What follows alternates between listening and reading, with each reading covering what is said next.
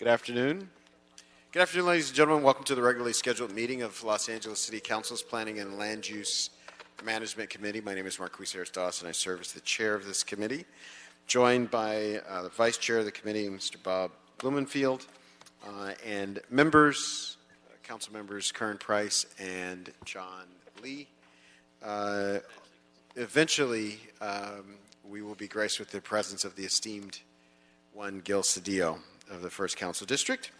Members of the public wishing to speak at this meeting must complete their request on the kiosk. This is for all speakers, including applicants, appellants, property owners, and their representatives. Members of the public wishing to speak on more than one item shall present all comments during multiple agenda item comment segment of the meeting and shall be allowed to speak for a total of 2 minutes. Members of the public wishing to speak on one agenda item only shall have the opportunity to speak for 1 minute at the time that the item is called. The general public comment segment of the meeting is to speak on non-agenda items within the subject matter jurisdiction of this committee. So we'll open general public comment for this meeting. I don't see anybody signed up for general public comment, so we will close. General public comment is closed at this time. And then, Mr. Mejia, we have items number 3 and 4. If we could read those into the record. Yes, Councilman. Item 3 is a report from the Cultural Heritage Commission. It's relative to the inclusion of Union Bank Square as a historic cultural monument. Item 4, Councilman, is a motion Bond and Buscaino. It's instructing city planning along with the city attorney and CAO to report back on amendments to the BMO ordinance, the baseline mansionization ordinance, to include the coastal zone. Thank you so much. There's a recommendation that we accept these items on consent. There's one public comment speaker on item number 3, Eric Van Breen.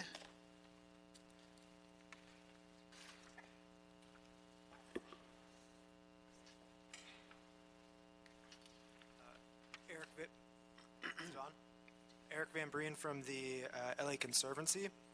We're the applicant for item number 3, and I'm here just to say that this is a significant and intact example of a corporate modern or corporate international architecture and modernist plaza, and we hope that you vote in favor.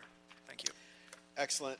Thank you. So there's a recommendation to accept both of those items on consent without objection or questions or comments from any of the committee members. That'll be the order.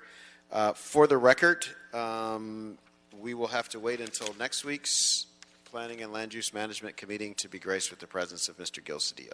He will not make it to this meeting. There is a request, Mr. Mejia, to continue item number 9. I'm sorry, item Number 5. Yes, Council. To June 9th, 2020? Correct. June 9th, 2020. All right. That takes us to item number 6. Councilman, item 6 is a report from the Planning Department. Contains an appeal by Carolyn Sanelli, and this relates to a 50-dwelling unit project located in CD 10. We have a report from Department of City Planning. Good afternoon, Plum Committee. Iris Swan with City Planning. The item before you is a CEQA appeal pertaining to the development of a TOC development project, residential development. On December 19, 2019, the Director of Planning approved a 50-unit apartment project, reserving 5 units for extremely low-income household occupancy with additional incentives for reduced yard setbacks and open space requirements. The project would provide 25 vehicular parking spaces and 44 bicycle parking spaces. The Director of Planning determined that the project is exempt from CEQA for an urban infill development, and there is no substantial evidence demonstrating that any exceptions apply. The determination became final on January 3, 2020, and no appeals to the TOC project was filed. On January 21st, a CEQA appeal was filed by a tenant on behalf of Save Our Normandy Mariposa Historic District. The appellant asserted that the proposed project conflicts with the uniformity and consistency of existing buildings in the neighborhood, and that the 7-story project would permanently alter a historic resource and cause substantial environmental damage.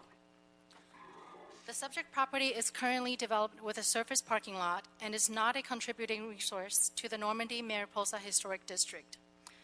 The applicant prepared a historic resource assessment report and concluded that the proposed new construction will be designed to meet the Secretary of the Interior standards for rehabilitation, and specifically Standards 9 and 10, which address new construction related to a historical resource.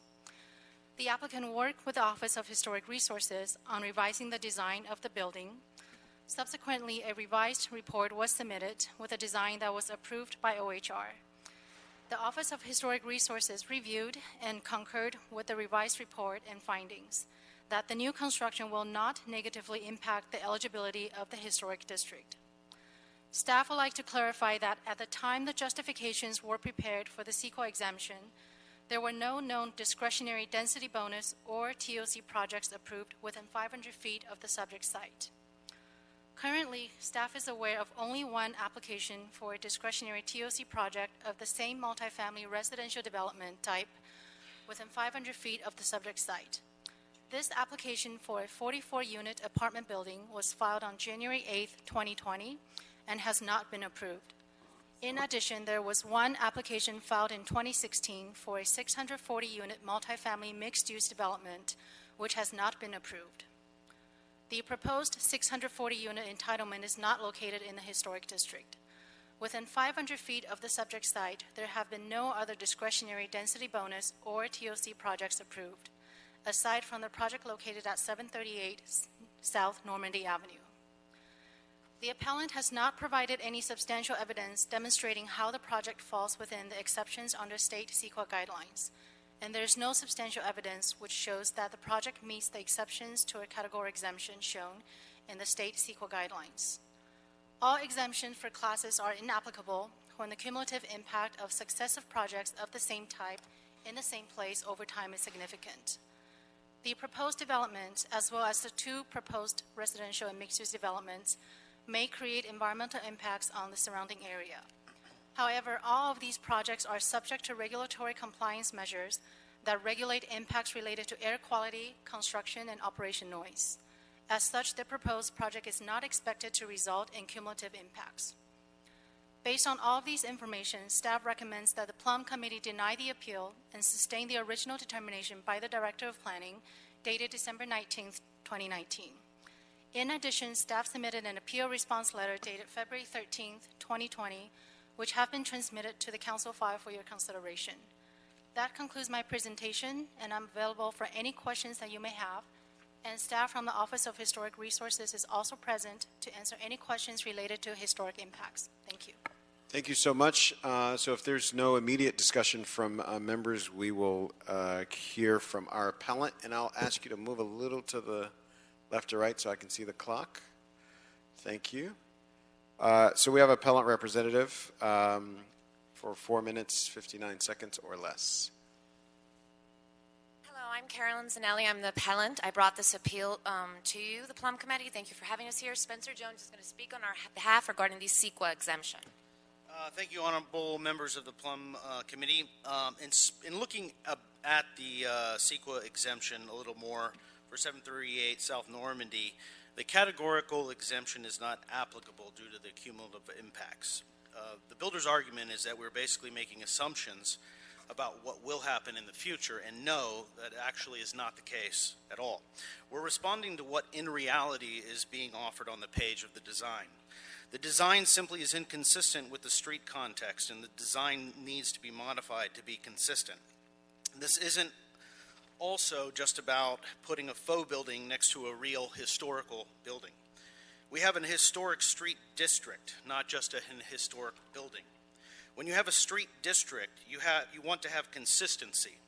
Otherwise, it destroys the fabric of that district. This is actually about a street segment. This street segment has historical consistency, and the buildings on that street are all in context. This represents a moment in time of our city's history. Placing a building in the center breaks that chain and destroys the fabric. The street segment represents a moment in time. It would be like placing a modern building in the middle of a historical Williamsburg.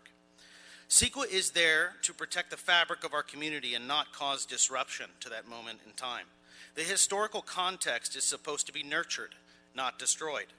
The builders are relying on a technical argument, a derivation of certain aspects of CEQA. We are not just looking at a vacant lot, but the encompassing street segment altogether. This is the spirit of the law. It is supposed to be looked at all-encompassing. The project site is a parking lot today because the city once justified demolition there because it was deemed a newer building, not an older building, so it wasn't protected. This becomes a self-fulfilling prophecy, where we keep justifying deviations of the law until there is nothing left. The block can continue being remade and remade until it becomes a rarity, not a representation of an era. Just look at Mariposa Avenue for an example of that. We brought you pictures today, and as you can see, the Mariposa Avenue of the Normandy-Mariposa district is a mishmash of modern, ugly, boxy buildings. The street has lost all identity. Another aspect in this process is that we were denied due process because the city did not notify us or our neighbors, except for the property owners. We have appellant rights, and those rights were denied because we were left in the dark. Just by happenstance, we found out about this and appealed at the last minute the environmental elements, but there are other elements to this development. It is not our fault. We did our due diligence, but we are purposely restricted from learning about this. Which brings up another point: what about these and other projects in our neighborhood that are being erected? What other construction might come onto the block without us knowing? How are we supposed to respond if we do not know what's going on? Thank you. I'd like to finish up our last 140 minutes. It's very important for us to think about the history and protection of our neighborhoods here in K-Town, District 10, but also in the city.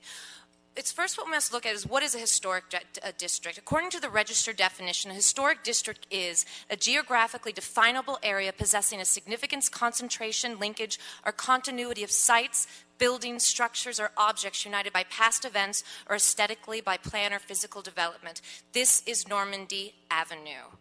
The proposals are incorrect when they state we are simply arguing about an empty lot, as Spencer Jones said, and how this lot became empty.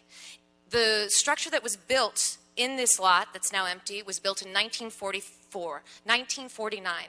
The developers at the time, in the argument that it was torn down in 2004, said that, oh, it was 9 years younger than the rest of them, and that's how the building was able to get torn down. And now we're here today with this developer who is developing all throughout Koreatown, many, many multifamily buildings, and they're saying, well, it's an empty lot now. It's not a historical resource. And they're being able, without any jurisdiction, not even to get a CEQA, not even to have to go through CEQA and to say, oh, we're not going to have an impact. This is going to change our street forever.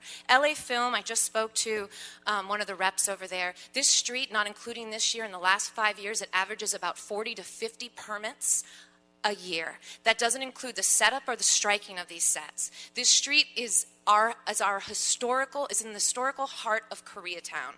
Before we look at this street, thank you so much. Please consider our argument. We're here because this is significant. Thank you. That's your time. Now we have a representative of the applicant. Can I speak one word, sir? No. Okay. Sorry. Did you sign up to be a speaker? Yeah, I did. Okay, then I'll call your name at a certain point. Okay. And at that point, you'll have time for more than one word. Okay. But right now, you have to take a seat.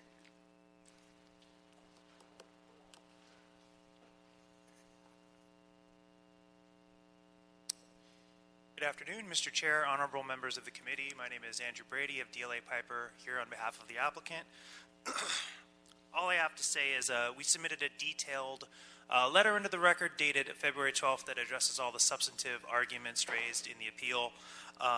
We concur with staff's recommendation to deny the appeal, and all I'll say is we're here with the applicant and the historic consultant. If there's any questions the committee has, we're happy to answer them. Thank you. Thank you so much. Any discussion, members? All right, I'll ask Department of City Planning if they want to address any of the comments or contentions by either speaker. Iris One, City Planning. Staff would like to clarify that the determination for the TOC entitlement was mailed to property owners, but not tenants. That's Got it. required. Okay. We have a number of public comment speakers. Charlie June, Elizabeth Israelowitz, Andrew Brady, Sam Chung, Stephen Lee. Hello. My name is Charlie John. I work in the neighborhood, and I also live a few blocks from the neighborhood. I'm here to go against the appeal. I feel like the design fits with the neighborhood aesthetic, and to keep it a parking lot is a bit strange. I mean, people in LA need places to live, and to keep a lot to say that it's going to change the aesthetic of the neighborhood is a bit strange to me. I think the real environmental issue is not having enough places to live in Los Angeles, and yeah, I'm really not sure what the issue with the appeal is. Thank you. Thank you.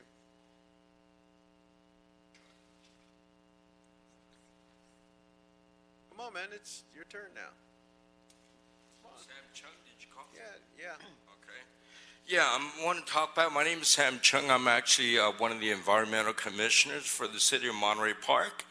I'm here speaking on the same topic that my friends Spencer and Carolyn, the appellants, were talking about. It's that building there. First of all, their passion to protect our community is very important. I want to hand it to all you guys, for all you guys volunteering your time to take care of the community. It's very important. That passion should never be taken away from anyone or be discouraged by developers.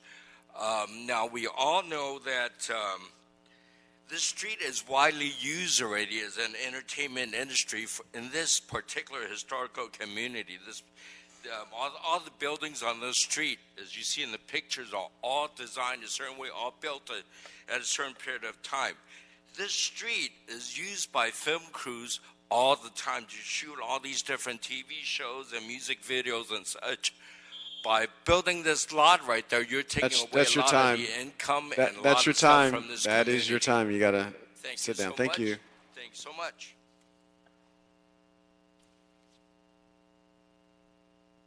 Hello, Elizabeth Israelowitz, resident of Wilshire Center, Koreatown, also a member of the Neighborhood Council, though I am not representing the council in and of itself. I would like to make a few points on this appeal. The first one being that there is not a request to leave this lot as a parking lot. There is a request to work with the community and to make this so that it fits within the current aesthetic of this neighborhood. We have seen a steady decline in filming, and this is an area that's seen an uptake. The Neighborhood Council actually specifically asked for revisions on this during our PLUT committee, and we asked the applicants to come back, and they did not come back to show us revisions. So we asked that there be a stay on this, or that the appeal be granted, so that we can be working together to ensure that we're keeping industries such as film, and that we are keeping the aesthetics that will really make LA the film capital of the country, because we're losing that, and we're losing that every day when we lose areas that we already know are making money for the city. Thank you. Okay, Stephen Lee, and then that concludes public comment for this meeting. Yes, hi. My name is Stephen Lee. I work actually just down the street in Koreatown on Wilshire. I'm for the development. I like the fact that actually new developments are happening and additional units are going up, and as well as for affordable units. I don't really see why, based on the city's already approved it and it's already gone through historical research and they're okay with it, I'm okay with it. And I like the fact that it's, as well as gentrifying Koreatown as well. So I'm all for it, and I think the appeal should be denied. Thank you. Thank you so much. All right, any comments from Department of City Planning? RS1 City Planning. Planning staff would like to clarify that on August 12, 2019, the Wilshire Center Koreatown Neighborhood Council submitted a letter of supporting the project. In addition, the chair for the Planning and Land Use Committee of the Neighborhood Council submitted email correspondence indicating that while the project was presented, it was not conditioned to revise the design, but to encourage the applicant to work with the city on revising a design that's more compatible. Thank you so much. Any discussion, members? All right, seeing none, I'll move that we deny the appeal filed by Carolyn Zanelli on behalf of Save Our Normandy Mariposa Historic District and thereby sustain the determination of the Planning Department in approving the categorical exemption for the project located at 783 South Normandy Avenue. Seconded by Mr. Blumenfield. Any objection? Seeing none, that'll be the order. Please stop disrupting the meeting, Mr. Spindler. That's your first warning. Public comment has closed, so I saw you came in and signed up for like 9 items. You won't be speaking on any of them for this meeting. Thank you. That concludes our consideration of this matter and moves us to item number 2. Councilman, item 2 is a report from City Planning, along with a joint memo from Planning, Housing, and Building and Safety. It's in response to a motion, Bond and Koretz, relative to the implementation of SB 330, the Housing Crisis Act of 2019. Thank you. So we have a report from Department of City Planning, Housing, Community Investment Department, and Department of Building and Safety. Hopefully there are enough chairs for everybody.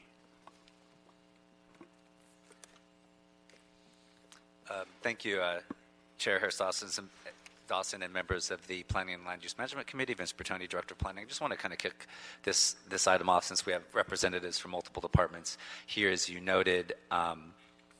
And specifically, we also, I see in our presence Rushmore Cervantes, who's our General Manager in Housing Community Investment, so appreciate Rushmore being here to the committee, as well as representatives from HCID and Building and Safety. What we wanted to do is give you an overview of some significant changes in state housing law that went into effect really January 1st of this year. And we want to focus in on Senate Bill 330, also known as the Housing Crisis Act of 2019, which was signed into law last October. And it creates new laws that have the impact on to address the production, preservation, and planning for housing in California. And the idea behind it is to provide more certainty in the development process, preserve housing opportunities, and to also address affordability and tenant protections. So this is a very broad-based bill that impacts a lot of different aspects of the planning process, everything from how we address policy in our general plan, community plans, and zoning, as well as how we deal with development projects as they come in on a day-to-day basis. So we have today as representatives from planning, Justin Bilo, who's from the planning department, Charmy Nguyen from Building and Safety, and Maritas Kunanen from HCID LA. And I will turn the presentation over to them. Good afternoon, council members. My name is Justin Bilo with LA City Planning. Let's get into it. This is the SB 330. This is the Housing Crisis Act of 2019. It's in effect for the next 5 years. Went into effect January 1st of this year. Generally speaking, it restricts actions to reduce housing, protects existing housing, and it incentivizes the production of housing by supplementing the discretionary review process for them. It adds to and amends the Permit Streamlining Act, the Housing Accountability Act, and Planning and Zoning Law, all under Title VII of the California Government Code. There's no mandated upzoning in the bill, no new ministerial approvals. CEQA still applies, Coastal Act still applies, and our short-term rental regulations still apply.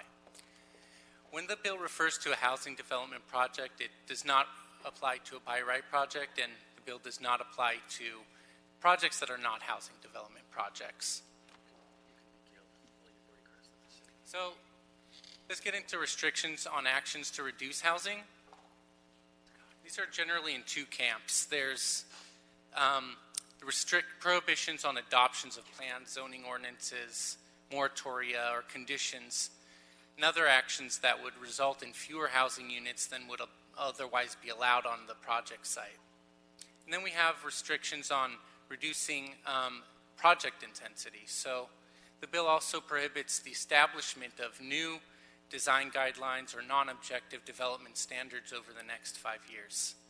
It prohibits discretionary housing developments from resulting in a net loss of units that are on the site.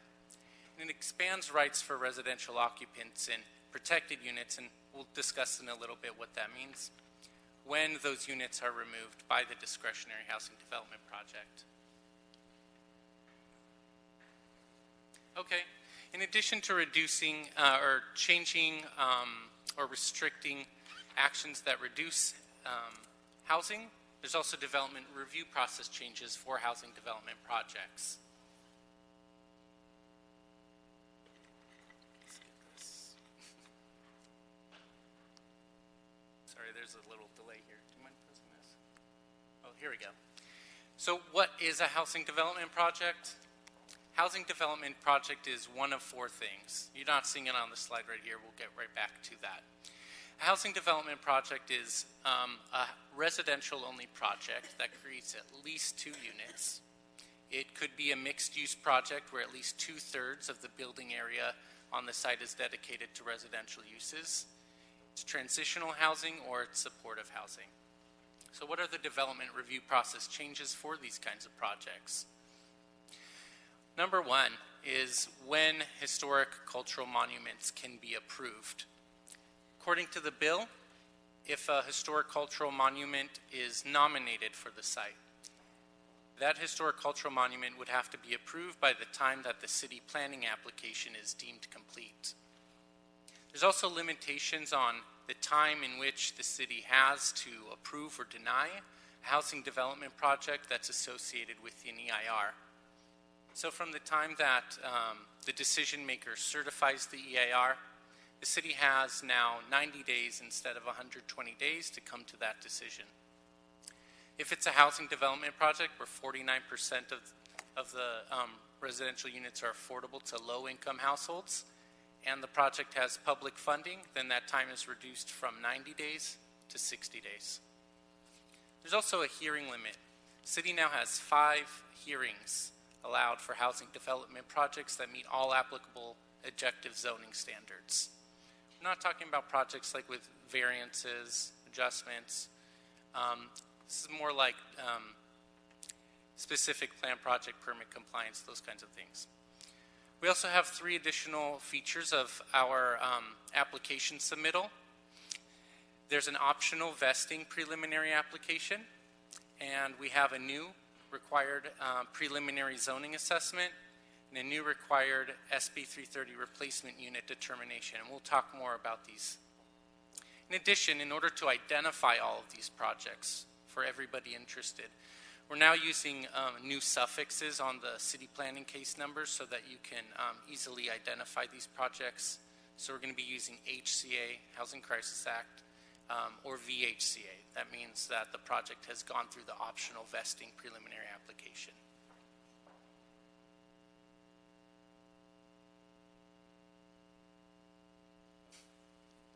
Just get this to change.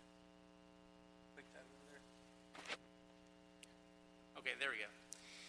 Okay, so scoop one back. Okay, one more. Sorry about this. Technical difficulties.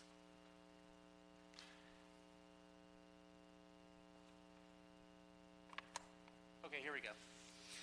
So one of the new features of the review process is the preliminary zoning assessment. So in order to conform with SB 330 and other state housing law as it pertains to the expeditious review of housing development projects, we have to reduce late zoning hits. That's where a project goes through a planning process and finds out at the end of the process when they go through building and safety zoning review that there are items that have been missed. We have to reduce the amount of time that project planners are spending in the middle of the process determining whether or not a project conforms to the zoning code. And this also helps us get discretionary entitlements right up front. This is meant to be applicable to all housing development projects. That includes anything from, say, a duplex all the way to a high-rise.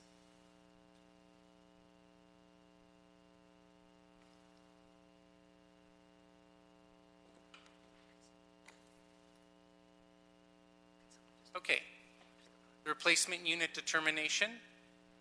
This has the following effect. Existing units have to be replaced by new units equivalent in bedroom count. Occupants can live in those units up to 6 months prior to demolition, they get relocation assistance, and they have the first right of return at an affordable rate. And again, this applies to all discretionary housing development projects deemed complete per the Permit Streamlining Act as of this year, January 1st.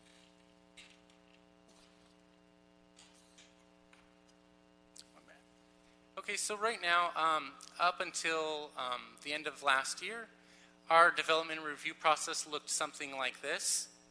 At the beginning, you have the point where the applicant submits their city planning application.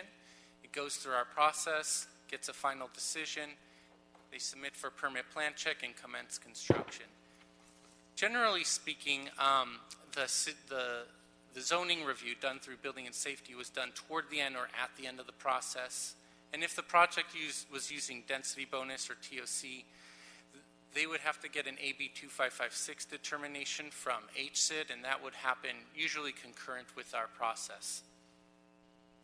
Under SB 330, those two decisions are pulled up to the front. This is important because it really influences what the project scope is in that project description that we see right up front. In addition, SB 330 provides for this optional preliminary application, which has these timelines associated with it. You'll see the 180 days, the 90 days, and the 2.5 years on that grid there. So let's talk about the optional vesting preliminary application. So under this, it vests the project to the development rules that are in place at the time that the preliminary application is deemed complete. Often that's on the day that they file.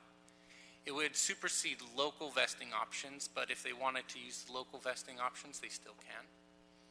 It provides for a little more certainty and flexibility than our local options. Has to be filed before the main case, and again, we're applying the VHCA suffix so you can identify them easily. And applicants have obligations if they want to maintain their vesting rights. They have to file their main case within 180 days of us deeming complete their preliminary application. Their project scope has to stay within 20% of the unit count and building area that they propose to us in the preliminary application. If we deem that their application's incomplete, we have to notify them that it's incomplete, and they have 90 days to get back all the missing information that we need. And at the end of the process, when the final decision's made, they have 2.5 years to commence construction. Okay, now the preliminary zoning assessment, I'm going to hand it over to Charmy Nguyen from Building and Safety. Good afternoon, council members. I'm sorry, can we escort Mr. Spindler out of the room?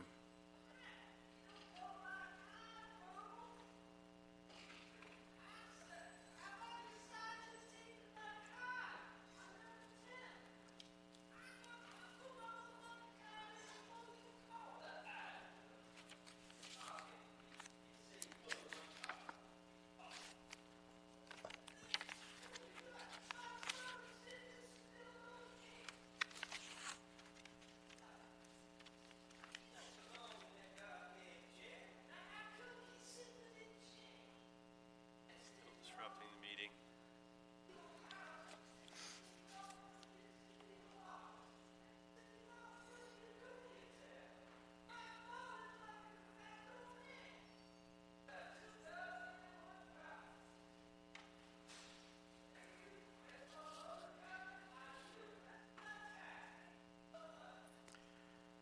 Yes.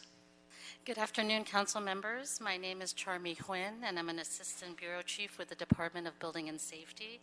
I'd like to briefly discuss our department's role in implementing the process changes for SB 330.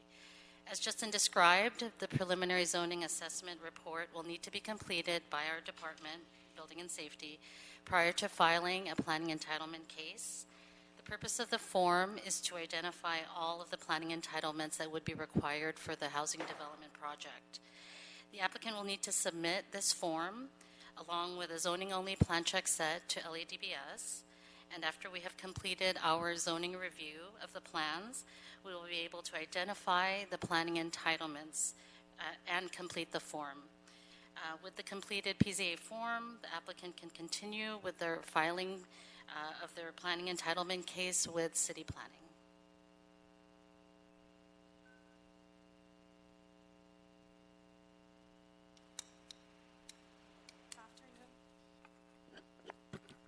Hi, good afternoon. Tess Kunanan from 8SID. Our role in SB 330, as you can see, we're in charge of reviewing the units, whether there are any replacement required.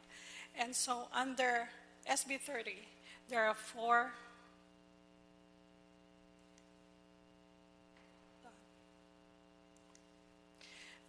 categories as protected units. First one, if the units are restricted based on recorded covenants, similar to the existing density bonus and TOC, SB 330 requires replacement 1-for-1, same affordability level. Second category is if units are occupied by low or very low income household within the last 5 years, the replacement again is very similar to the existing density bonus in TOC AB 2556 replacement, which is 1-for-1, same or lower income category as the existing tenants. If the tenant income are unknown, the determination will be based on the CHAZ-HUD database, which is currently 70%. The third category is the units are subject to rent or price control within the last 5 years. Replacement unit would be 1-for-1, and that's very similar to the current process under AB 2556. The only difference is for SB 330, it would include AB 1482 units. That's not included on the existing DB or TOC replacement. The fourth category is the one that's not included on the current process, which is if the units are at least within the last 10 years, it will be subject for replacement. It's still under review right now by 8SID on what kind of replacement, whether it's an RSO replacement or affordability replacement. This is not currently in place on AB 2556. So the way we do our replacement requirements are based on discretionary projects, and right now we're not including by right or ministerial projects. So what you have in front of you are the checklists that we use for replacement determination process as well as relocation process. We will discuss this in detail on the next slides. So for the current process on AB 2556, it starts with the applicant submitting an application to 8SID. We review the documents, and that usually takes 1 to 2 weeks depending on how complete the documents are. Once it's completed, then we go on the next step, which is to verify income documents.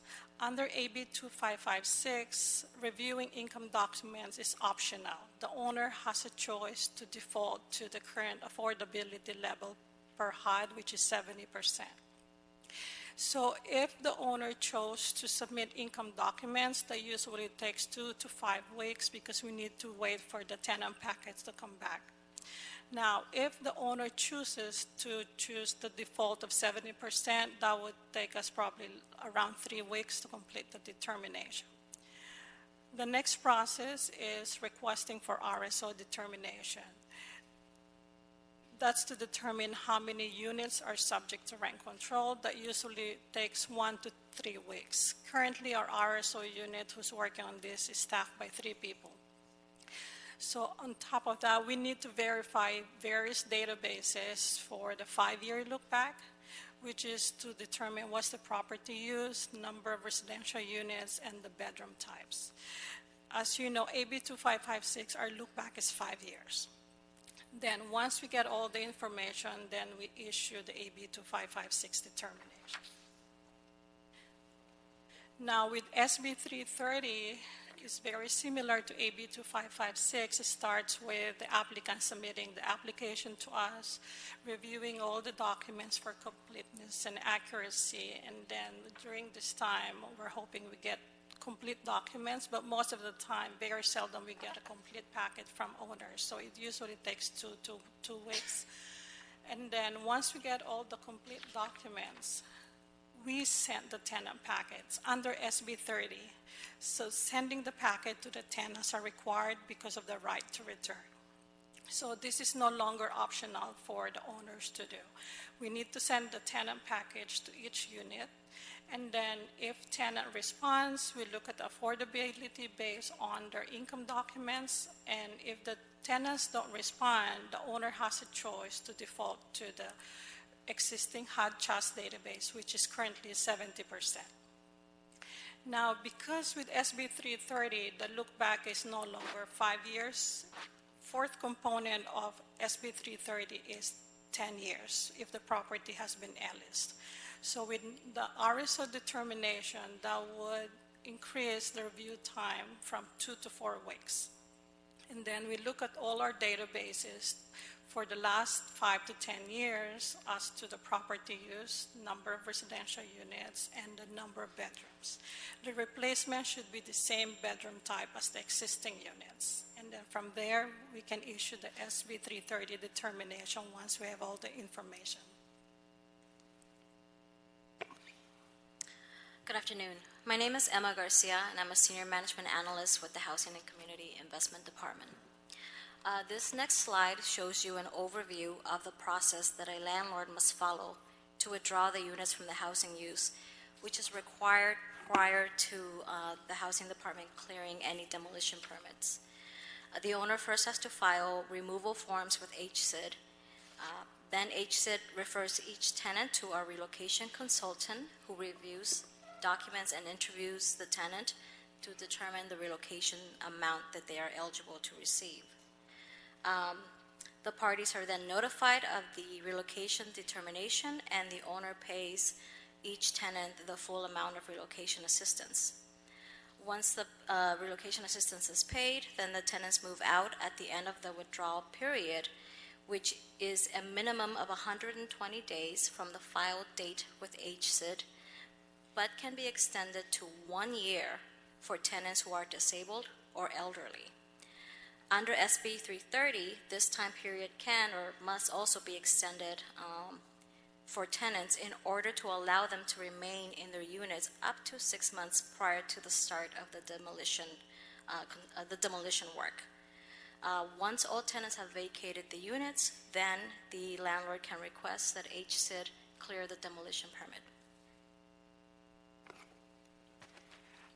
In conclusion, because of the anticipated increase in workload, we are hoping that in order to effectively implement SB 330, we need to report back on the staffing required to address the increase in workload. We're expecting our workload based on DBS number of demo permits that were issued in 2089, that's around 1,500. We're looking at our workload to increase 3 times or probably more. That's a conservative number, around 900 units. And also, we would like to conduct outreach effort to all stakeholders, as well as make sure there's a Q&A on our website. Thank you. Council members, if time permits, we have 2 more slides that we could go through on implementation milestones. If not, we could also end it here. Please.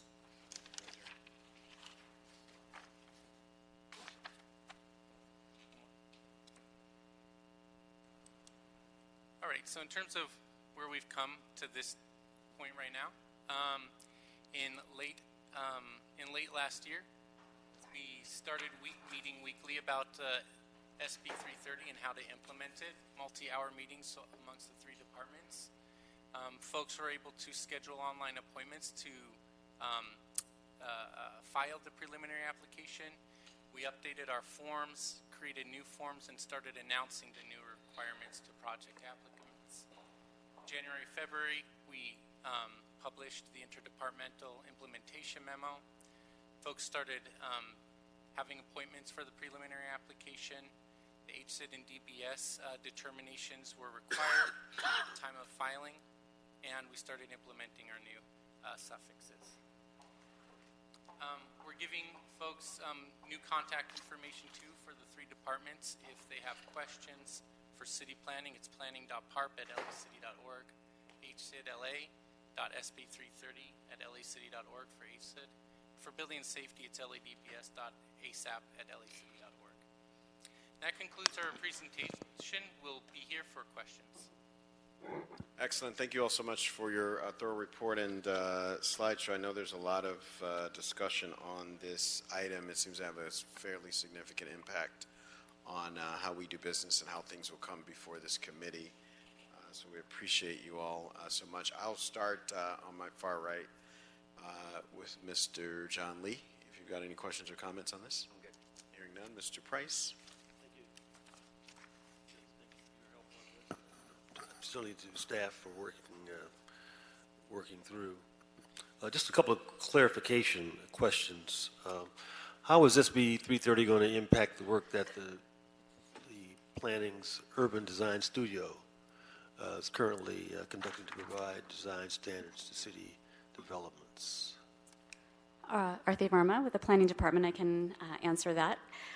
The Urban Design Studio's work will continue. We were able to adopt our citywide design guidelines in October of 2019, prior to the January 1st, 2020 effective date of this legislation. So we will be able to continue to implement our new citywide design guidelines, and we will still be able to do design review with existing design guidelines that are in place. We will not be able to adopt new non-objective design guidelines between January 1st, 2020 and 2025. Okay. And can you elaborate on what's considered a protected unit?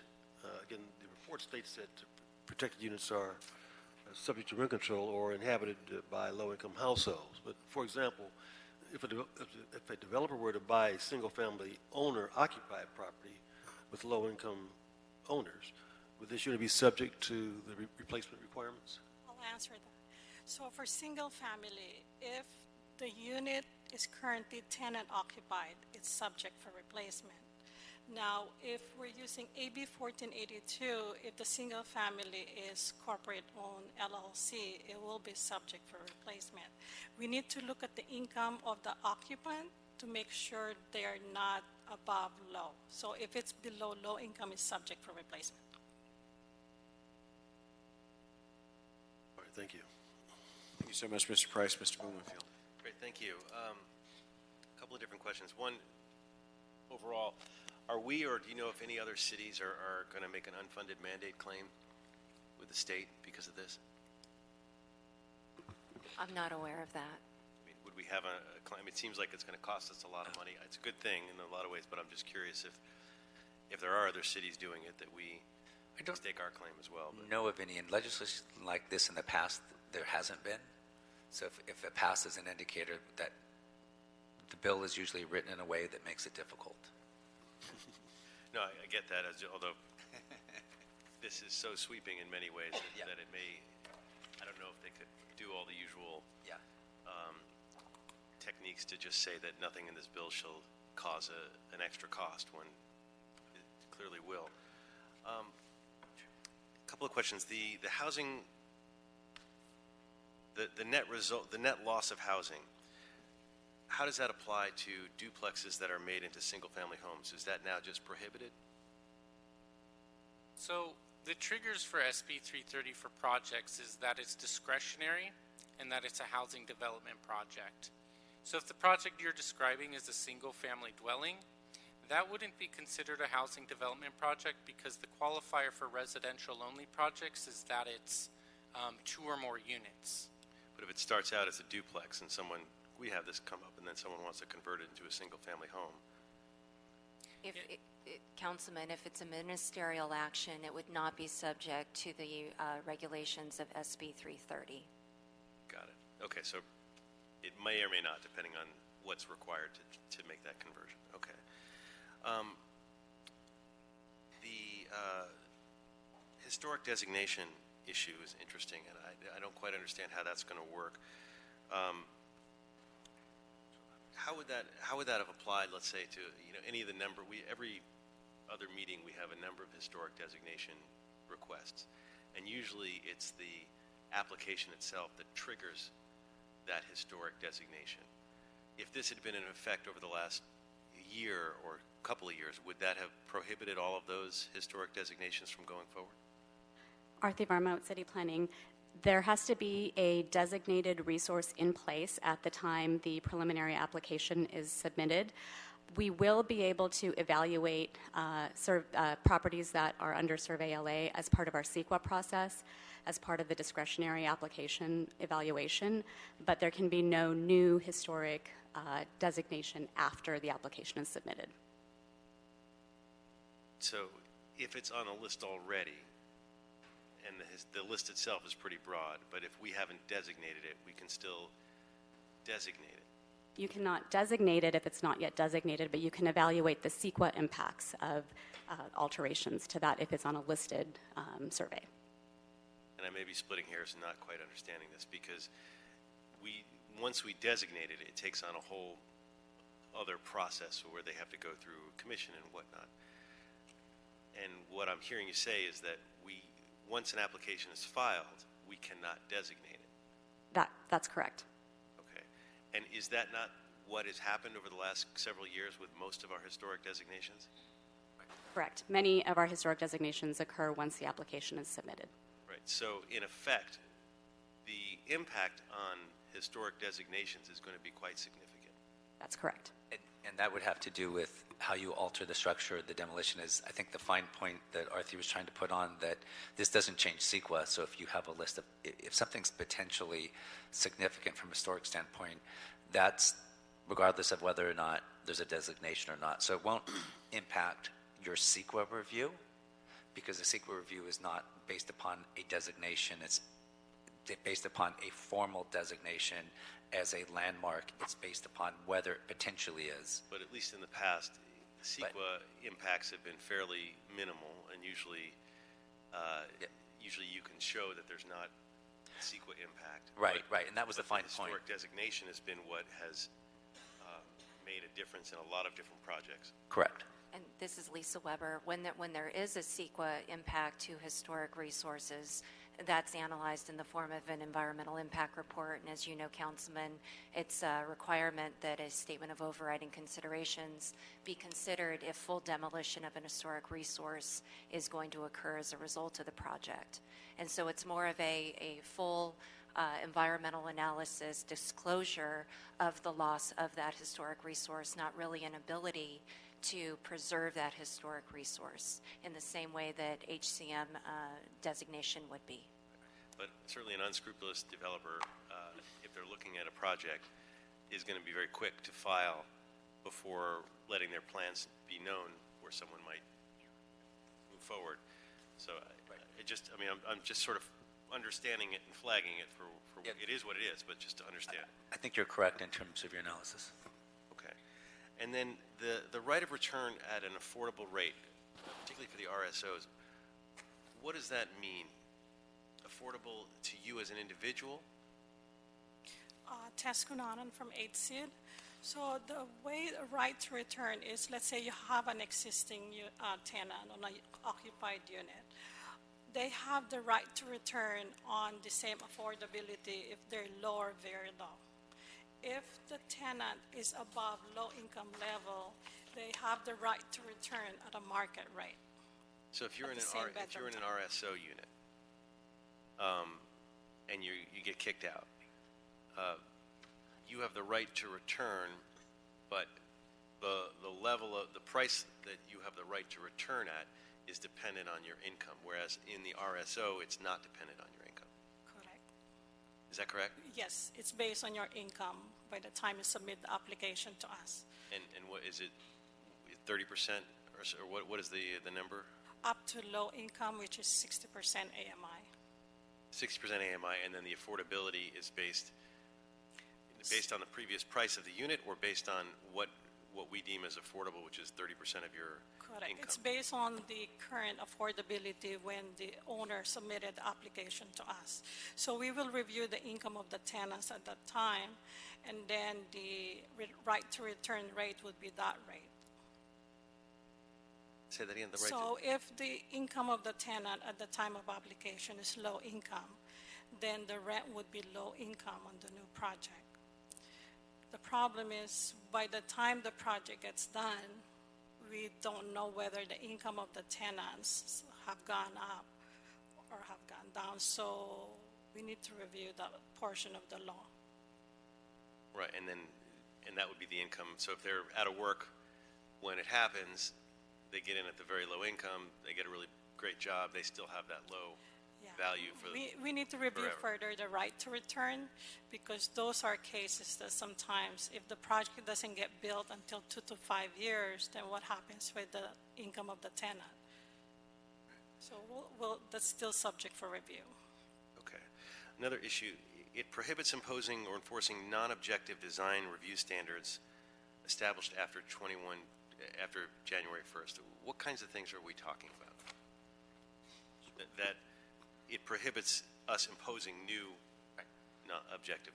Right. So, for example, new design review overlays, historic preservation. I don't know if Arthur, you want to kind of jump in too, but you can only put in design standards that are basically quantitative, which is difficult, to be honest with you. I mean, you have to be able to really quantify what it is. I think there's things that we can point to in our practices. I think CPIO, our Community Plan Implementation Overlay, has quantifiable standards that you could put in there, but you can't put in things that are very qualitative. So getting into, nature of, is it the right color, or is it the right, things like that. A good example of that would be the recently adopted West Los Angeles Q conditions that overlays certain neighborhoods in West Los Angeles, that really speaks to more of the aesthetic quality of the front yard, landscaping treatments, building materials, stucco finishes, and the such. So it's less quantifiable. It's all the stuff the neighborhood councils care about. Is the stuff that we will no longer be able to do anything about.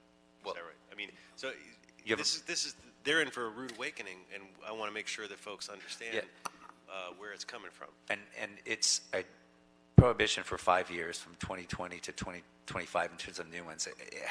That's why we're here today, to start having the conversation, and that the law just came into effect, and there's parts of it that are difficult to really ascertain, to see how they will actually be interpreted in the future.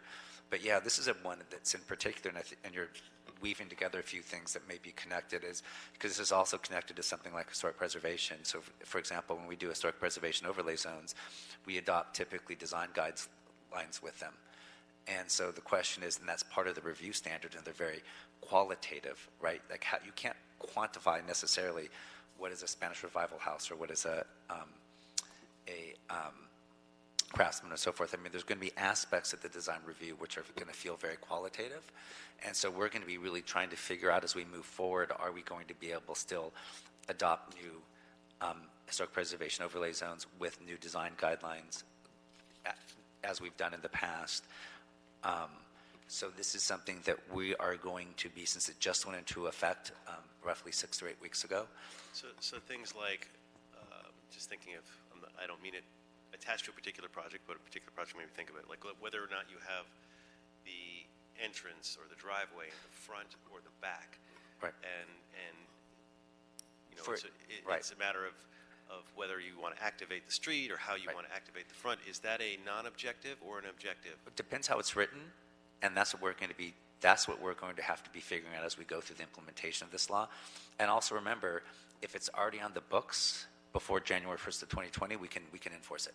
So that's why we made sure that we had the new design guidelines updated at the end of last year. So if we can point to existing design standards, we can implement them if they're qualitative. New ones, we'd have to look at them to see if we can really quantify things. And there may be things about pedestrian orientation that we can quantify. And so that's something that we're going to be looking at, and we're going to be working closely as we develop our new zoning and our new zoning standards and our new recode, and to make sure that we can try to work through making these things as quantifiable as possible, so that we can ensure the right kind of design that this council is looking for. Yeah. I mean, there's some good to this, but one of the downsides to that is that means we're going to get sued a lot more, right? I mean, because one thing, when it's non-quantifiable, it's hard to sue based on the fact that we decided that it's not really a Spanish Revival. Right. But when you say that it doesn't have 12, that in order to be a Spanish Revival, it has to have 12 characteristics, and that doesn't apply to 6 other projects that don't have that, we're going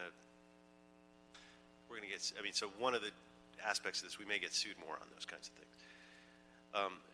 I'm just thinking it through and thinking out loud. That's not a question, that's just a fear. The reduced time for zoning compliance, the mandates on that, how does that work in terms of, I mean, it's just a mandate to reduce the time, but how does that work in, you know, we also have mandates for a certain number of hearings and all of these other things.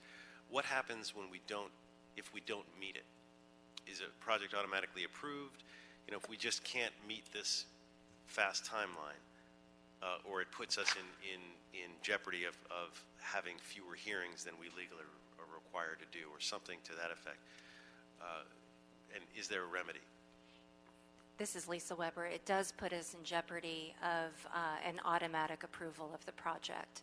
And so we've done extensive staff trainings. We're working with the applicants and expediters and development community to understand the limitations. It's one of the reasons why we're front-loading these 2 major components, which historically the planning department hasn't received until well into the discretionary review process, or in a lot of cases with regard to the LADBS zoning plan check, that hasn't taken place until the post-entitlement phases of the development process. By front-loading those 2 key components, we have greater certainty and clarity with regards to the process and our ability to meet the timeframes. What were those components again?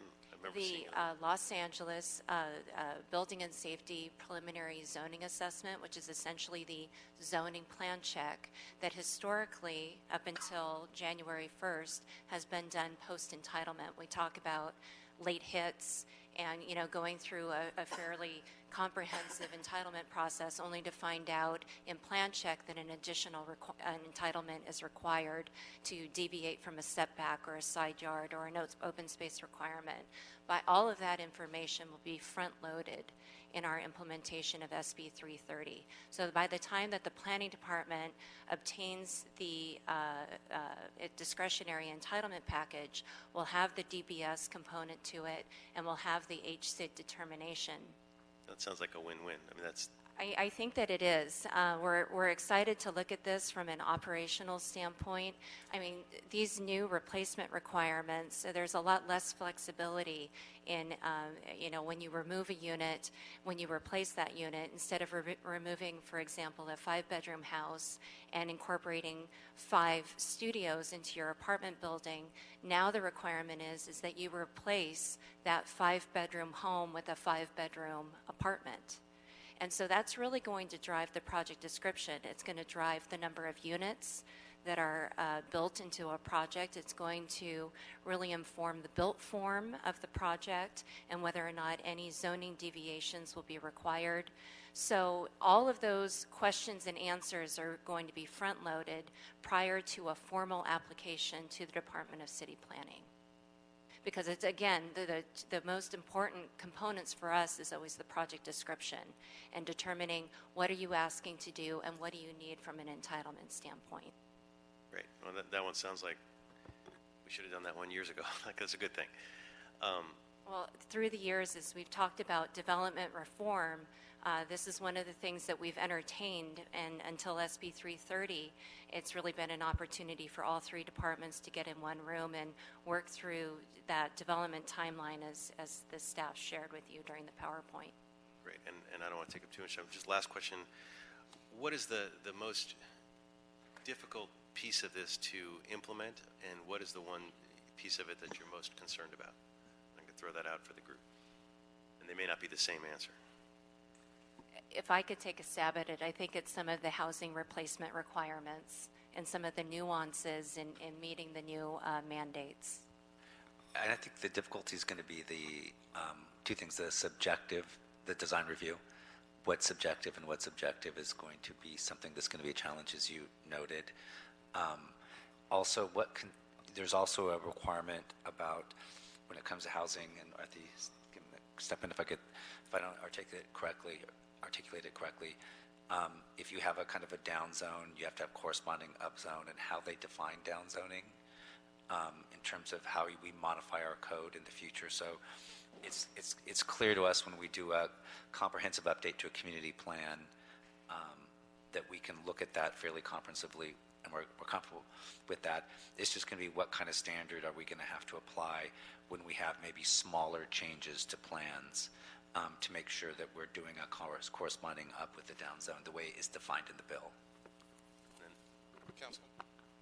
One additional thing I would say, this is Rushmore Cervantes with HCID. As we were looking at the implementation of this bill, we were looking at it also from the standpoint of by right. And obviously, at this point, the language in the bill does not include that. The concern that we have, and I've actually already had conversations with several developers and or the representatives who are deciding to go by right versus discretionary, therefore foregoing potentially greater densification of a project, and so therefore the city is actually losing potential additional units by virtue of having it be just discretionary versus by right. So I mean, I think there's some discussion at the state level about cleanup bill reform that would include that potentially, but it's certainly something for discussion purposes that I know this can be taking place in Sacramento, and the city may want to weigh in on that as well. Yeah, although we don't need the state to do that. We could do that ourselves if we wanted to, right? I'm not sure if we can do it ourselves or not as a city attorney question, but as currently the bill is written, we didn't have that discretion, and certainly something for discussion. We didn't have the discretion, or we didn't have the mandate. Right, because I don't know if the city attorney wants to weigh in, but I would imagine that's a decision that we would make locally. But maybe I believe it is at this point, but again, if we're implementing it as the current bill is written, then we cannot unless the mayor and council decide otherwise. But I'm saying that would be something that we've seen as a concern from a macro level as far as the housing landscape and developers looking at projects on a go-forward basis if it's going to remain as is. Okay, thank you. All right, we're having the privilege to be joined by Councilmember Bonin. Open the floor to him for further discussion. Thank you, Mr. Chair. I appreciate it. Shocked that you're affording me this opportunity after enduring chairing a committee, H&P, that I was known for prolonging with excessive questions. We tried to give everybody an opportunity to maybe get at some of yours. So the reason I came here today is because as agendized, this item is listed as responsive to a motion I put in on January 14th. And I put that motion in because over the holidays, I had more free time than my staff is comfortable with me having. And I was reading SB 330, and I was reading about SB 330, and I immediately, instinctively had a number of concerns. One is I was concerned that the reach of our ambition on the applicability of the renter protections would be shorter than it's allowed to be. I was concerned that developers would try to game the system and use the fact that there are new rules to try to create loopholes and get around us.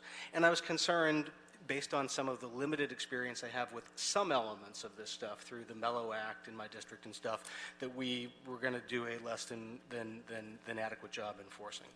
So I put this motion in on January 14th, and this item is listed as being responsive to my motion, which, I mean, let's be clear, it's not responsive to my motion. And I know that for two ways. One is I read the report, and two is while the cover letter from the Journal Managers came out on Valentine's Day, the report attached to it came out 3 days after my motion, and never in the history of Los Angeles have three departments read a motion, done the analysis, and coordinated together on a joint report in 72 hours. That has not happened. So the issues that I sought to address aren't really addressed, and Mr. Cervantes and Mr. Blumenfield just started getting at part of it. There's a lot in this bill, and there's a lot to speed up the process that has a big constituency behind it and is getting talked about. The part that's really concerning to me are the provisions that create new housing replacements, eviction protections, relocation assistance, and right of return requirements. And I'll start with where we just left off on that point about whether or not we have the ability to apply this to by right projects. My understanding is that we do, and my understanding further is that San Francisco is doing so. So I'd like to know what analysis we have done and who provided it that told us we can't. Arthi Varma, City Planning. We had a discussion with HCD on this very issue regarding whether the bill was intended to apply to ministerial and discretionary. The direction that we received from HCD was that it was to only apply to discretionary because the bill tied to the Permit Streamlining Act and changes to the Permanent Streamlining Act. So I want to push back on that a little bit because I'd like our city attorney to verify that San Francisco is doing it to apply to discretionary and what rationale they're doing. I agree that that we need to be cautious about when we're approaching things like subjective design standards. But my feeling is that we should be aggressive in pushing the envelope on anything we do to protect tenants and affordable housing. And I always get angry when I find out that other cities are being more aggressive than we are on stuff like this. So I'd like us to figure out what's going on there. I'd also like to get an answer. Let's say I'm wrong. Let's say San Francisco is wrong, and we can only apply it to by right. I've had generations of staff members or developers come in and talk to me about a project, and they'll say, but it's by right. And then I find out, well, it has site plan review. I don't consider site plan review to be by right. I consider that discretionary. I personally don't consider a tract map to be by right. I consider that to be discretionary. When we are talking about by right and discretionary, what are we talking about? So this is Lisa Weber, Councilman, to answer your specific questions. Both a track map and a site plan review application would both be discretionary applications. They both go through a discretionary process. The track map has a hearing. It's decided by the Deputy Advisory Agency and can be appealed all the way to the City Council. So those are discretionary applications. And so anything that would come to the Department of City Planning that would require the approval, legislative approval, of course, by the City Council or any appointed officials such as the Planning Commissions, the Deputy Advisory Agency, the Zoning Administrator, or the Director of Planning, those are all discretionary actions. That's good. I'm glad to hear that. I think in the development community, there is a difference of opinion on the applicability of the term by right. They define it a lot more broadly than you or I might. So I want to make sure that that clarification is sort of very clear, baked into everything, and that staff at the processing level gets that. Yes, and just one more point of clarification on that topic.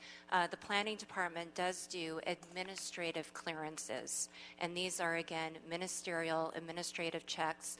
We do them quite a bit now on our community plan implementation ordinances, our CPIOs, for example. But those are considered by right, and they do go straight on over to the Department of Building and Safety for permitting. Yeah, and I think we should be applying this to that if we have any legal ability to do so. Because otherwise, as Rush just pointed out, people are going to come in, they're going to do projects that they otherwise wouldn't do, and we're going to wind up losing a lot of housing. I wanted to follow up on the question that Mr. Blumenfield asked about the duplexes. I've got a lot of property in my district that may be zoned multifamily, but has single family on it. And I've got a lot of it that is moving in that direction. There's not a week that goes by, particularly in the coastal zone, where I don't see a fourplex or a triplex or a duplex turning into a single family, a rather large one. And that's been a tremendous loss of density and of affordable housing in my district over the past decade. Are you saying that we are not specifically empowered to apply SB 330 renter protections in those situations, or we are explicitly prohibited? I'll take a stab at this. My understanding is that the requirements of SB 330 would not apply. However, there are potentially other discretionary actions that would apply, a coastal development permit, for example. And there would also be other tenant protections that would be managed through HCID with the loss of RSO units, for example. But it wouldn't necessarily be within the umbrella of SB 330. So, I mean, the reason I put in the motion was, and one of the explicit asks is, please define what is the maximum we can do. I want to make sure that everything we say that is in our proposal from the departments is not just we think what is safe, but what is the maximum we think we can do. And if there's a difference between those, then the council should have that policy discussion, because we really need to be pushing the envelope to protect our tenants. When it comes to, one of the other things I asked in the motion is, how are we defining a construction start date?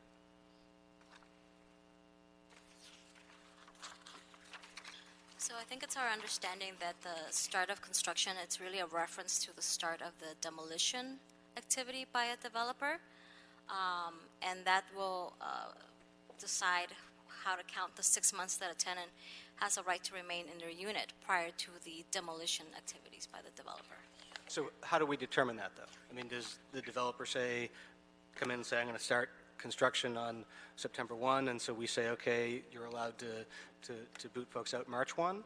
Or is there, what's the process? So for the specifics of the process, I think we still need to develop a full process for that, or a step-by-step process for that. Part of it could be considering what a developer informs us of at the start of the withdrawal process by the owner of the units. But there's also public records of when owners apply for the demolition permits, so certainly staff could take a look at whether or not there is even a demolition permit on file, and get a better sense of the timeline that the owner or the developer is proposing for the demolition start date. So it doesn't sound like we have a very clear definition of what construction start date is. It's not clear in the sense that there are various factors that could go into it, and a lot of it will depend on what the developer reports to the housing department. Which is exactly my fear. I'm coming into this discussion with a very jaundiced view based on my experience with developers in situations like this in my district. And what happens if they invoke that 6 months and 12, 18 months go by and they haven't started? Is there a penalty? Well, under SB 330, we don't have to clear the demolition permit. Although I think that there are further penalties that we as a city need to explore, but the most obvious one under the current state law is that the city doesn't have to clear the permit. Okay, but this is the thing that worries me a little bit, is the city doesn't have to. That doesn't mean that there's a penalty. That just means if some neighbors or former tenants are making enough noise about something, then something may come to the attention of someone, and that may happen. There's no no verification process somewhere where we can automatically say, hey, you are not in compliance, and therefore you don't automatically get it. In terms of exploring the specifics of additional penalties, I think that needs to be a further discussion among the departments, because it may be a combined effort by multiple departments. I agree, and I'll note that was one of the things I called for in the motion. On the another question about sort of penalties and enforcement, what is our process to verify that someone has actually gotten the relocation money, that someone is actually being offered the right of return? For the relocation payment, the owner actually has to return to the Housing and Community Investment Department to file for a clearance request. And part of the process that the staff go through is they verify through documentation with the landlord whether or not they have proof that they paid the relocation assistance, that they were required to do so under the Ellis withdrawal process. And so we'll ask for copies of the canceled relocation checks, copies of the closed escrow accounts showing that the tenants withdrew the relocation payments from those escrow accounts. And we also have a very involved investigation process too, should there ever be a situation where the tenant does not get the relocation prior to the owner even coming to us for a demolition clearance.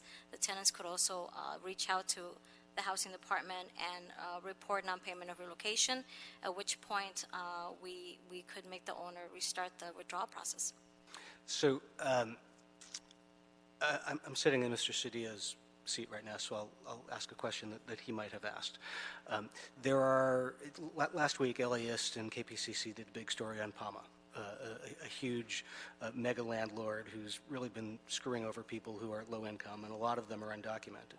When we're going through this income verification process, there's going to be a lot of people who are undocumented who are going to be nervous about providing certain types of documents or may not have a W-2. What are we doing to address that concern? Hi, Claudia Monterrosa with HSID. This is one of the items that we are considering right now in terms of the relocation provisions, because that's new to this state law in terms of discretionary projects. We do have existing relocation requirements under the RSO. However, we need to look at this a lot more comprehensively, including those sensitivities for the vulnerable populations that may be afraid to basically disclose any information about their current status to qualify for a future unit in the future. So we are looking at exploring a relocation consultant that will be encompassing of all the different protected classes under the law, as well as having an outreach and education component that will really go directly to the tenants that are impacted by those projects that are filing under SB 330, and an aggressive campaign also for landlords and developers so that they are aware that this new law requires that package of information that Tess referenced in the presentation earlier, and figuring out what that process internally is to also keep track of those tenants that choose or opt to do the return, the right of first return, so that we can keep track of those tenants 2 years, 3 years down the line. So there will be another component within our department, occupancy and monitoring, that may also have an element in there, because at that point, it's not at the front end, but at the back end when that unit is ready to be leased up. Who makes the determination that the unit being offered for right of return is actually comparable and meets the right income level? So the determination would be done on the front end, which is from the land use. So what we do is when the owner submits an application, we send out the tenant packets, and hopefully they can respond back as far as what is their income. A lot of times tenants are afraid to report back, but hopefully with the right to return, we could encourage more tenants to respond to our tenant packets to determine their income. So in their upfront application, they'll say, okay, we're going to be replacing this 3-bedroom, this 2-bedroom, but do we have anything that looks at the back end to see that that family has actually been put back into the 3-bedroom and not into a studio? That's what Claudia was referring. We would like to have an outreach effort at the end, which would monitor the units to make sure that the tenants have the right to return on the same bedroom type. And if we find that they've been put in the studio, what happens? Well, that would be in not compliance with our covenant, because our covenant would say the tenants have the right to return, and we strictly monitor the bedroom types that will be demolished and the tenants who are living on these units. So if they're given a less or smaller bedroom type, I'm hoping our occupancy monitoring should be able to address that and provide that to the right tenant. Okay, 2 last questions, and I think they can both be brief. In the report, it said that when we are looking at a TOD project, a replacement unit can count towards the affordability requirement for the TOD. It says may count. I'm wondering if it has to count, or if we can say, no, that doesn't count for it. You've actually got to be doing a net increase here, not just getting a density bonus for not actually adding any units and displacing the lives of 2 or 3 households for 2 years. We need to address that with our city attorney because right now the current process, it counts towards the requirement of TOD. So let's say, for example, they demolish 5 units and the replacement's 5 units. That 5 units can count against their required set aside on their density bonus or TOC project. Yeah, So given the displacement that happens in the short term, some of which will inevitably be permanent, that to me is actually a net loss. That's true. So I'd like to know if we're prohibited from that or empowered to doing that. And the last question is along the same vein. We were talking about how the replacement units go to incomes that are deemed to be low income. Are we allowed to, prohibited from, or is the law silent on whether or not we can require a replacement unit for an income level that we would generally consider to be workforce, like a nursery school teacher? Well, depending on the income of the tenant's workforce on our end is considered affordable. So if the current tenant is a workforce tenant, then he or she can occupy a workforce unit on the new project. Yeah, I asked because you answered by saying affordable. The earlier conversation was about low income, and I know that not all affordable is under the category of low income. So the right of return also applies to moderate income? That is subject for discussion because I know they've mentioned something about moderate and then they mentioned above low. So we need to report back on that one. Okay. So, Mr. Chair, thank you for the opportunity to Thank you so much. ask some questions. I would make one ask, and I'm not sure how to do this. I really feel like the report is not responsive at all to my motion, and I would like them actually to do a report in response to my motion, whether it's bifurcated. I'm not sure how you do that. So I'll move that we bifurcate those 2 reports, and I hope staff, we've been keeping track of the at least half a dozen times that staff's response was we need more study, so we can actually get back more study on those. I lost track of the times, but if we have a good list of that, we can be thinking about that while I'm asking my line of questionings, which I think will produce more report backs. We'll do 2 things. One will be to bifurcate the question from Mr. Bonin's motions, and then to have a report back on these things that need more study. I think on the whole, I think what you hear from the committee members that have spoken, Mr. Price, Mr. Blumenfeld, and Mr. Bonin, who's joined us today, is there's a desire to at least understand what the most muscular version of implementation we can have, and perhaps there's the most muscular version, there's what you're recommending, and then there's what the minimum the law requires. I would just like to get a sense of those 3 things, especially as it relates to the renter and tenant protections. The construction and density things seem to be a little bit more objective and countable. The tenant stuff seems a little bit less clear. One of the questions is on timing, and I didn't see this, and that doesn't mean that it isn't there. But one of the processes that happens around the city is I have at least 3 that I can think of off the top of my head in my district. Owner buys a large development, and they undergo an attrition process, right? So they just let people move out, and they don't put new tenants in the existing units. They essentially take those units off the market. Then they apply to bill. By the time they apply to bill, when they bought the place, it had 200 families living there. When they get ready to build, it has 35 families living there, and they do relocation to a very small number. And then, even when they do the relocation for the very small number, they will present, so I'm asking a number of questions on here. Even for the 35 that hang out, they will say, okay, we're building units for them to come back, and you have to move now. Well, they might take another 3 years to start building and then take an additional 2 years to build, and suddenly it's 5 years later. And so the right to return is not really real. And I'm wondering how this addresses that and how you all are thinking about those two sets of problems. That we have, one, units being taken off the market in an unofficial way, but in a very deliberate way, and then the right of return. How long does that actually stretch out for tenants? This is Tess from 8SID. As far as the units taken out of the rental market and the proposed project is subject to SB 330, on our end, our look back is 5 to 10 years. So if there are no tenants currently living on the unit, the owner needs to be able to give us the income documents of the prior tenants before the tenants leave. Absence of income documentation, that defaults to 70% replacement affordable.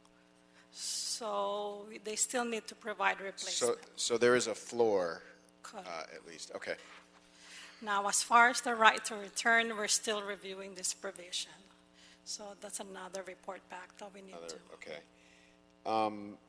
The second sort of line of questioning, and this is sort of a big category.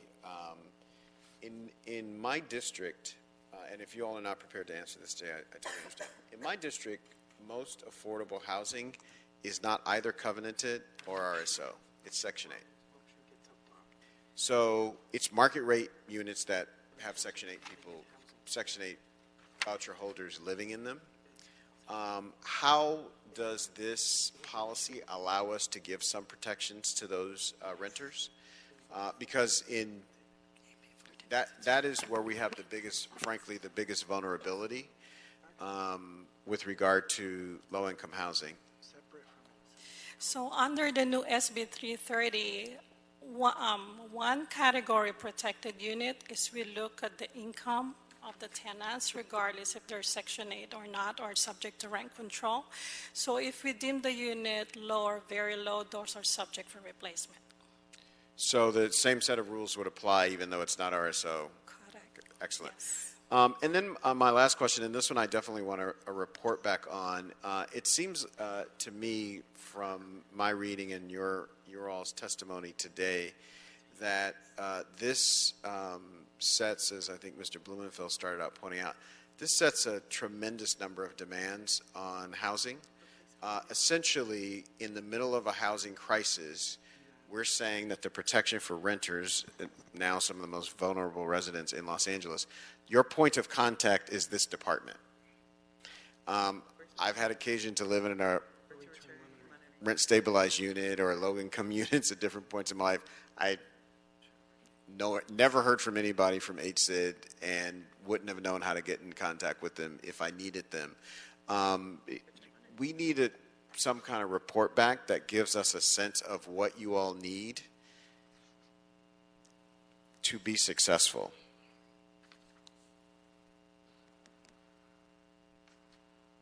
And like in really quick. Because what I've seen and what the versus what the demands are just don't match up.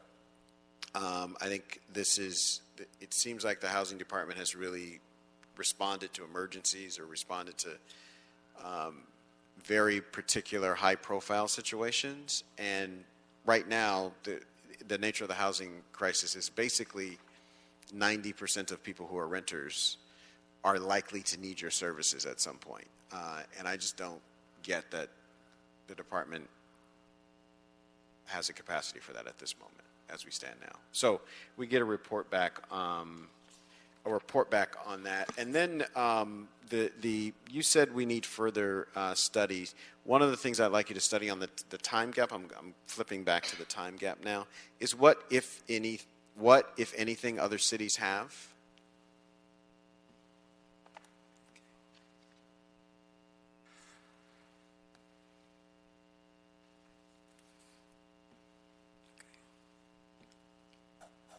All right.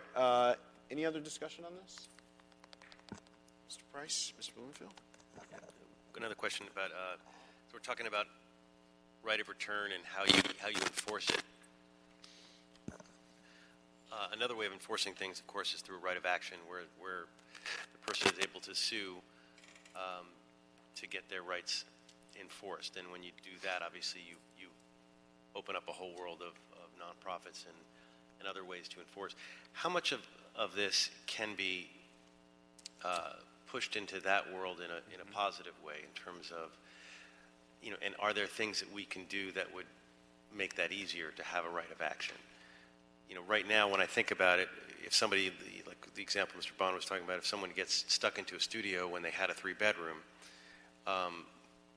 they can appeal to us, or if they sue, it seems like the best they could get is get put into a 3-bedroom, as opposed to there's no financial big incentive where there would be a penalty, or they could sue the landlord for something. Is there a way that we could add some language in here where we would create a judicial enforcement pathway that cuts us out? And I don't mean creating ways for people to sue the city more.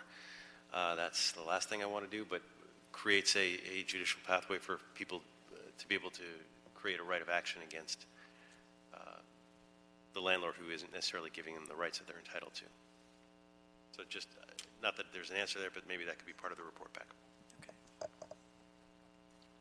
All right. Mr. Mejia, I trust you have a number of instructions for our consideration. I think I remember most, but we'll see. First of all, we need to adopt Mr. Bonin's motion. That motion is in Plum today for the first time. That motion was initially referred to the Housing Committee, so we'll adopt Mr. Bonin's motion. The second instruction is to instruct HCID to report back in 30 days with a staffing plan to implement and monitor SB 330. Second instruction, or third instruction rather, instruct city planning, building and safety, HCID, and city attorney to report back in 30 days with the feasibility of applying SB 330 and its provisions to administrative, otherwise known as discretionary, and ministerial, otherwise known as by right, projects in the city. We also need a report back on the right of return. There has been a discussion as to the income guidelines that need to be flushed out, and also as to the size of the units, and that they're to ensure that individuals are not negatively impacted and going from, let's say, a 3-bedroom unit to a single unit or a 1-bedroom unit. And I think that was stated for the record. We also need to report back